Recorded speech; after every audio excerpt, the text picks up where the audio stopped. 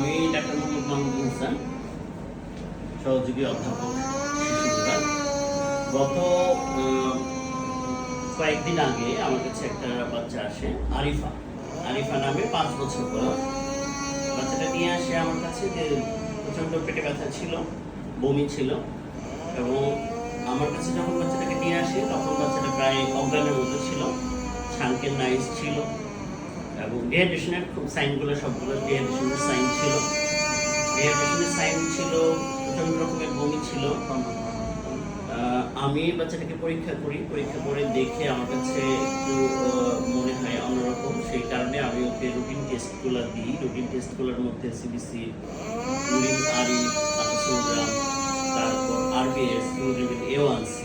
যেহেতু আমার কাছে ওর লুকটা এবং যে ধরনের যেভাবে আনকনশাস হয়েছে বমির পর পেট ব্যথার সাথে রিলেটেড, সেই কারণে আমার কাছে জিনিসটা অন্যরকম মনে হওয়াতে আমি তাকে র্যান্ডম ব্লাড সুগার এবং হিমোগ্লোবিন A1C করতে দিই।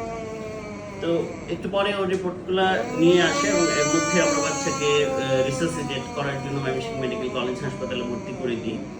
ভর্তি করে দেওয়ার পরে বাচ্চার একটু রিপোর্টটা আসে। রিপোর্টটাতে আমরা যেটা পাই সেটা হলো সেটা হচ্ছে র্যান্ডম ব্লাড সুগার পাই হচ্ছে 42.5 মিলিমোল পার লিটার, এবং বাচ্চার হিমোগ্লোবিন A1C পাই হচ্ছে 15.5। এছাড়া ইলেকট্রোলাইটেও তার অনেক পরিবর্তন পাওয়া যায়, যেমন হাইপোক্যালেমিয়া ছিল, তারপরে সোডিয়াম বাইকার্বনেট একটু কম ছিল। ইউরিন আরিতে তার যেটা ছিল সিবিসি ভালোই ছিল, কিন্তু ইউরিন আরিতে তার কিটোন বডি ছিল অনেক বেশি, এবং কিটোন বডির সাথে তার সুগার ছিল ইয়েলো কালার। কিন্তু তার পেটে ব্যথার জন্য তার এক্স-রে বা আলট্রাসোনোগ্রামে অন্য কোনো কারণ খুঁজে পাওয়া যায় নাই।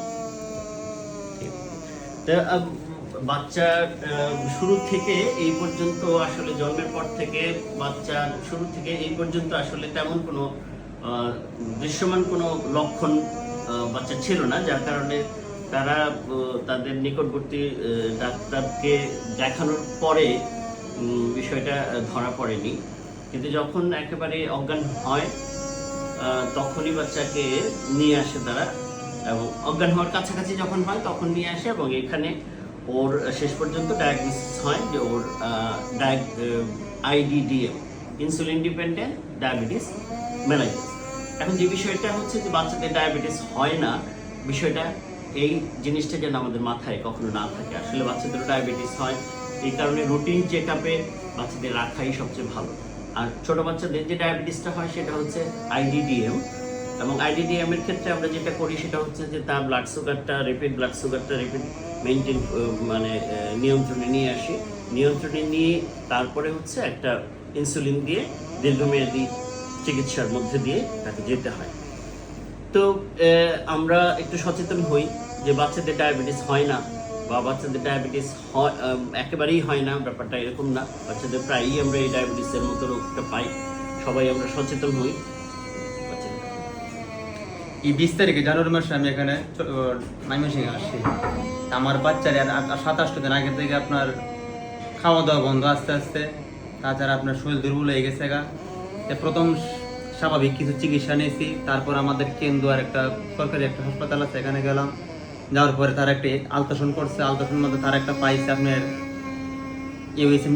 ইনফেকশন হয়েছে পেটের ভিতরে। তো তারা ওষুধ করে দিল, যারা পাইছে অনুপাতে। তারপর কিছু সেবন করানোর পরে আপনার খাদ্য গলা হইতেছে না, তারপর আমরা ডাউনের দিকে যাইতেছে, তো অবস্থা সিরিয়াস। তো ওনার ধর আবার গেছি, তো উনি বলতে যে আমাদের তো আর করার কিছু নাই, তোমরা ময়মনসিংহ চলে যাও। এই ময়মনসিংহ এখানে আসি।